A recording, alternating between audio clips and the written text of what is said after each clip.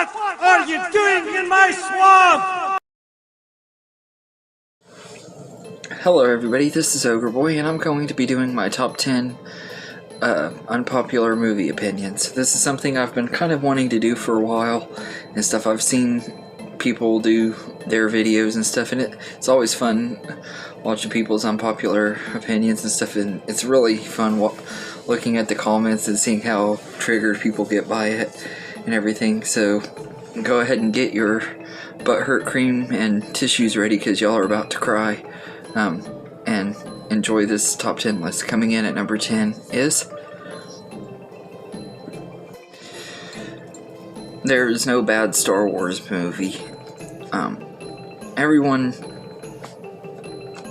that loves Star Wars at least get divided on some of the movies, and a lot of the Star Wars movies outside of the original trilogy get nothing but hate and stuff, and some people even pretend like they don't exist, like the Ewok movies, which I think are really, really great movies. And that there's another unpopular opinion that I could relate with those that I'll save for maybe another list sometime. But I think all of the movies, all three trilogies are good. Now, the sequel trilogy being my least favorite, it had for certain reasons, but I think that even those movies are still at least good enough to watch and everything. I don't agree with a lot of the stuff they did in them, but I think that they were fine movies, and they're not near as bad as everybody says they are, and the prequels definitely aren't. I think that all the Star Wars movies are at least good in a way, even the bad ones are that everyone considers bad ones, I think are still good. And everything. So that's number 10. No Star Wars movie is bad. Number 9 is Christopher Nolan is overrated. He's a great director, and he's made some really great movies. Like the Dark Knight movies are really good. It's a great trilogy. Insomnia is really underrated and everything. It's a really good movie. Interstellar is really good and everything, but movies like Tenet and Inception, they make no freaking sense at all. They're really well made movies, and he is a great director as far as making his movies and stuff like that. Like technically his movies are very well made and everything, but like his storytelling and stuff is not near as good as everybody says it is, and they act like it is. At technical level, he's a great director. Storyteller, I don't think his movies are near as intriguing or entertaining as most people do. Like I said, Inception and Tenet, neither one made any sense at all and everything. They had good visuals and stuff and great acting, but I didn't really enjoy those movies very much. I haven't seen All the Following yet, but that movie's another one I think is going to be one I don't really understand very well. And Memento I haven't seen yet. I've been wanting to. But I'm not saying he's a bad director, though, because I do like him, and I can get why people do like him a lot. I just don't think he's as good and clever as everybody says, and he's not the best director of this generation either. So that's number 9. Number 8 is To Kill a Mockingbird needs a remake. This is one of those movies that I think the movie is great and everything, but the book is so much better and stuff. I remember reading the book in school and everything, and I just absolutely fell in love with this book. I actually need to reread it. I haven't read it in a long time, but it's always been one of my favorites. And the movie and stuff I think is a great movie, but I don't think it's as untouchable or anything as everyone said. I would actually love to see a version of the movie that follows the book really well. If they get the right director and stuff in it, I think it could be really well done and everything. It deserves a remake. It's a really great movie, but it's one that should get remade eventually. There were so many characters and stuff from the book that were completely omitted in the movie, and I'd love to see a version that had all of those characters in it. And number 7 is,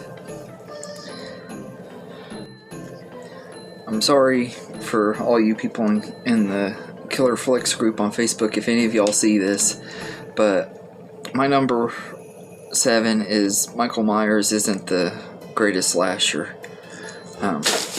Michael is a really great one. I do like him a lot and everything, but he wouldn't even be in my top 3 favorite slashers. I prefer Jason, Chucky, and Freddy all over Michael Myers, although I will say he's definitely better than Leatherface and everything, and he is great and everything. I love him, especially in the first movie and Halloween 2018, and some of the Halloween 4 he was really good in, and I liked him in the Rob Zombie Halloweens, but some of the movies I don't like him in as much, like Halloween 5 and Resurrection and stuff like that, when he's getting beat up by what's his name in Resurrection.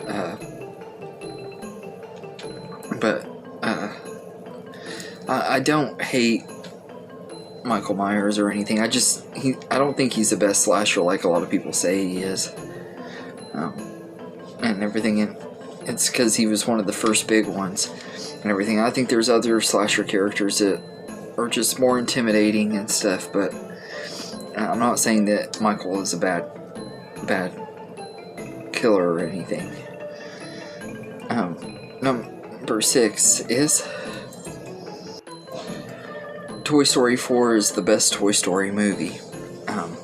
I love all 4 Toy Story movies and everything. I know I've talked about this a few times, but I personally think the 4th one is easily the best, though. Like, it's one of those rare franchises where each sequel was better than the last, and each movie got better as they went on and everything. Not very many franchises do that, where every single movie is a little bit better and everything. I feel like that's one of the things that most people wouldn't agree on Toy Story. They might have agreed with the first 3, but after the 4th one came out, everyone says that this one's the worst one and everything, and that it was a pointless cash grab and stuff, when yeah, maybe it didn't need to be made and stuff and everything, but I mean, Toy Story 2 and 3 didn't need to be made either, and I'm still really glad they were.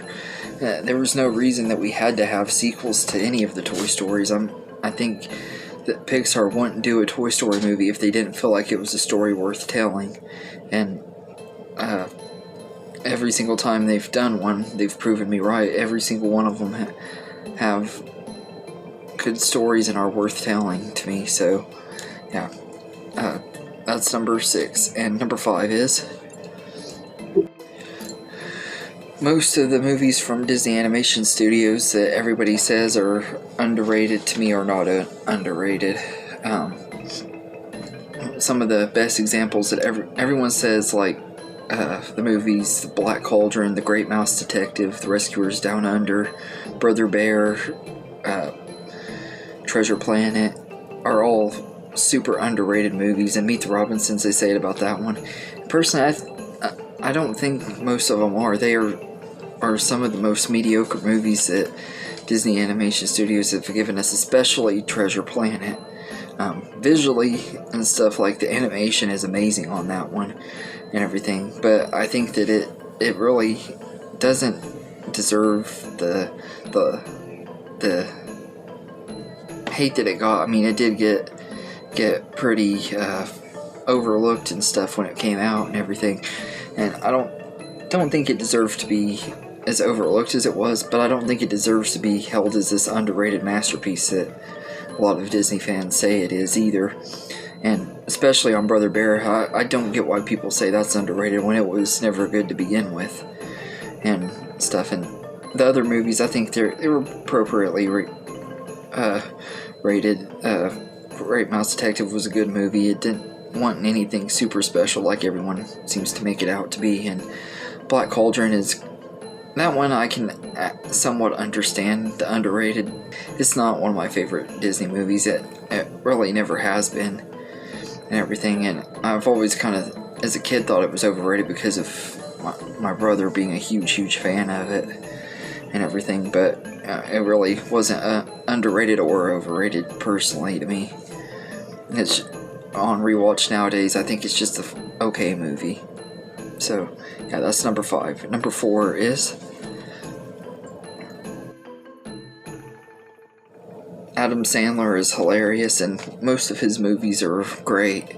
He has lost his touch in recent years, at least out of the stuff I've seen. I haven't seen a lot of his movies since he started doing Netflix stuff, but all the ones I've seen, and pretty much after the movie That's My Boy, I feel like he kind of lost his touch and everything, but I think Jack and Jill is a really great movie, and that's another one I'll save for a different time to talk more about. But I think that he's really underrated comedic actor and stuff. He was really popular when I was growing up and stuff, and he's kind of become one of the ones that's cool to hate unless he's doing a drama and everything. I think he's a really great comedic actor and serious actor, and I don't think he really gets as much credit as he deserves. And number 3 is Freddys Dead is highly, highly underrated and one of the best movies in the Nightmare on Elm Street franchise. I know this one is the one that's cool to hate. Every single ranking I see, for the most part, if they rank the Nightmare on Elm Street movies, put Freddys Dead at the very bottom and say that it's the worst Nightmare on Elm Street movie, when to me it's not even close. I think part 2 and 5 are way worse than this one, and it's not even, and none of them are as close to as bad as the really shitty 2010 remake, one of the worst horror movies ever created and worst horror remakes ever created. And Freddys Dead, I think, is a lot of fun. Yes, it's not scary anymore. It's full-on Looney Tunes, crazy, over-the-top slapstick Freddy and stuff. But I think that's part of what I like about it so much. I think he's really great in this movie and everything. He's a lot of fun to watch. And the Wizard of Oz reference, which everybody absolutely hates, is one of the best moments in the entire franchise for me. I absolutely love it. Maybe that's because Wizard of Oz is my favorite movie, and getting a reference to it is always kind of cool to me and everything. But I love Freddys Dead and don't think it deserves the hate it gets. The one thing that I will say, though, is his makeup did look pretty bad in this one. This one and part 5, the makeup on Freddy was not very good and everything. But I still think it's an underrated movie, and it's one of the best movies in the Nightmare on Elm Street franchise. And coming in at number 2 is Charlie and the Chocolate Factory is a better movie than Willy Wonka and the Chocolate Factory, and Johnny Depp is the better Willy Wonka. I love both versions, so I'm not gonna really talk a lot of crap about the original because I can get why people love it so much. It was their generation of the movie, and a lot of people from my generation grew up with the original too and everything. I can get that, so I'm not going to really say a lot about it because it is a great movie, and I did watch it a lot as a kid, or way too much as a kid, because for a long time I actually hated Willy Wonka and the Chocolate Factory, but in recent years, the last few times I've watched it, I've really enjoyed it and stuff again. Now that I'm older, I have a much bigger appreciation for it than I did back then and everything. But I personally prefer the Tim Burton version, and part of it is because the book and stuff, it's like a lot more closer to the book and stuff. Yeah, they added the little origin story and stuff with his dad and stuff, which didn't really need to be in there, but I liked it. I thought that was cool, and I personally just felt like, after reading the book and stuff, Johnny Depp's version was the one that was more like the character was and stuff, and I think he was a better Willy Wonka. Neither of them were bad, though, and they're both great movies. I want to stress that I don't want y'all think I think the original is terrible. I just prefer Charlie and the Chocolate Factory a little bit more and everything. So that's number 2. And my number 1 unpopular movie opinion of all time is the special editions of the original Star Wars trilogy is better than the original theatrical editions. This is the one that I know is probably going to get most people the most butthurt and stuff, but I personally feel like the special editions that George Lucas tweaked and stuff to make it fit his vision better are the superior versions of Star Wars.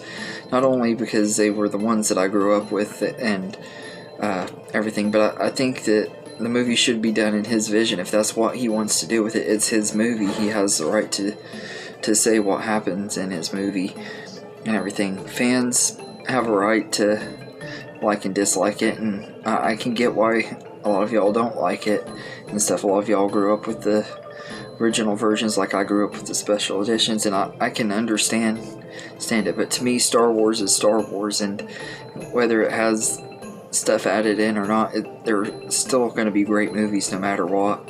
And everyone complains about other directors not getting to have their visions done, but George Lucas does get his done, and everybody complains. And I don't think it's fair to him and everything, and I think it's stupid that people who like the special editions get crapped on it and stuff. So, but I gotta say that's my number one. I think most people are gonna get mad about that and stuff, but I'm not saying that the original versions are bad, because like I said, Star Wars is Star Wars. It don't matter what it is, it's all good and everything. But anyway, that's my 10 unpopular movie opinions. If you like this video and want me to do more, I'm sure I could come up with other ones. I've at least got another list ready if y'all want a part 2. Just let me know in the comments, and I hope you enjoyed this video, and have a good day, everybody.